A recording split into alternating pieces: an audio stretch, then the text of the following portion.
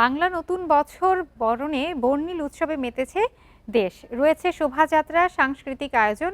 এ নিয়ে আরো জানাতে খাগড়াছড়ি থেকে আমাদের সাথে যুক্ত হচ্ছেন সহকর্মী সমীর মল্লিক। সমীর মল্লিক, খাগড়াছড়িতে কি কি আয়োজন রয়েছে পয়লা বৈশাখকে ঘিরে এবং এই মুহূর্তে কি আয়োজন চলছে জানাবেন। দেখুন, গত এক সপ্তাহ ধরে কিন্তু পাহাড় একেবারে উৎসবের রঙে বর্ণিল হয়ে গেছে।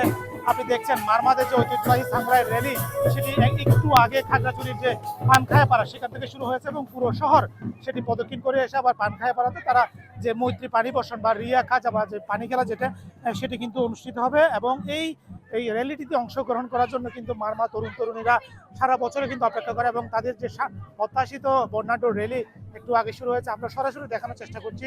এই র্যালিতে আমরা দেখেছি বিভিন্ন বয়সী নারী, পুরুষ, তরুণ, বৃদ্ধ, একেবারে শিশু থেকে শুরু করে সবাই কিন্তু অংশ নিয়েছে।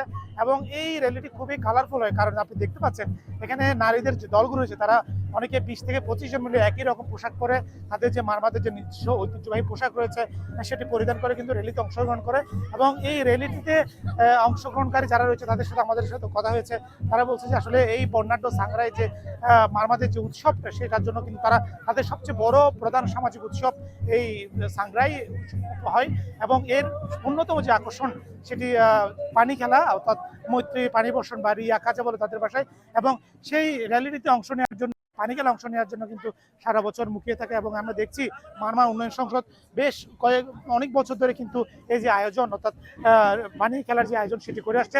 এবং একটা বিষয় হচ্ছে এই র্যালিটিতে অংশ নেওয়ার জন্য এবং এই উৎসবটা দেখার জন্য দেশের বিভিন্ন প্রান্ত থেকে কিন্তু পর্যটকরা এসেছে। আপনি একদম সরাসরি দেখতে পাচ্ছেন দেশের অন্যান্য প্রান্তে যেভাবে নববর্ষের আয়োজন হচ্ছে, খাগড়াছড়ি আসলে পাহাড়ে যে উৎসবের ভিন্নতা সেটা রয়েছে। কারণ এখানে যে পাহাড়ি জনগোষ্ঠীগুলো রয়েছে, মাঘমা, চাকমা, ত্রিপুরা, তারা কিন্তু গত 7 তারিখ থেকে বর্ণাঢ্য র্যালি, তাদের যে ফুল দিয়ে ফুল বিজু, একই সাথে বৈশিষ্ট্য নানা ধরনের যে আয়োজন সেগুলো কিন্তু করেছে, যে কারণে আসলে বর্ণাঢ্যভাবে তাদের আয়োজনগুলো হচ্ছে। এবং আগামীকালও কিন্তু মারমাদের এই ধরনের আয়োজনগুলো রয়েছে। একদম নেচে গেয়ে মারমারা কিন্তু তাদের যে নতুন বছর বরণ করছে এবং পুরোনো বছরের যত দুঃখ গ্লানি রয়েছে সেই দুঃখ গ্লানি মুছে নতুন বছরকে বরণের জন্য তারা প্রস্তুত। এবং তারা বলছে যে পুরোনো বছর যত ধরনের তাদের যে জরাজীর্ণতা ছিল সেটি মুছে গিয়ে তাদের জীবন অনেক বেশি বর্ণিলতায় ভরে উঠবে, অনেক বেশি নতুন বছরের আনন্দে ভরে উঠবে।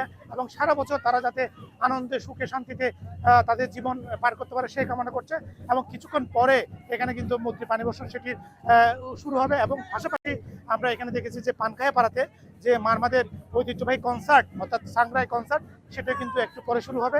এবং পাশাপাশি এখানে আগামীকাল কিন্তু মারমাদের একই ধরনের আয়োজন রয়েছে।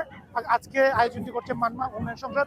আগামীকাল মারমা ঐক্য পরিষদের পক্ষ থেকে কিন্তু পানি খেলা সহ অন্যান্য যে আয়োজন সেটি রয়েছে। আপনি দেখছেন এখানে কিভাবে আসলে প্রাণের উচ্ছ্বাসে মানুষ আসলে অংশগ্রহণ করেছে। বিশেষ করে মারমা তরুণ তরুণীরা এবং ইয়াং যারা রয়েছে তারা কিন্তু এই যে তাদের যে সেটি এটার মধ্য দিয়ে আসলে ফুটিয়ে তোলার চেষ্টা করছে।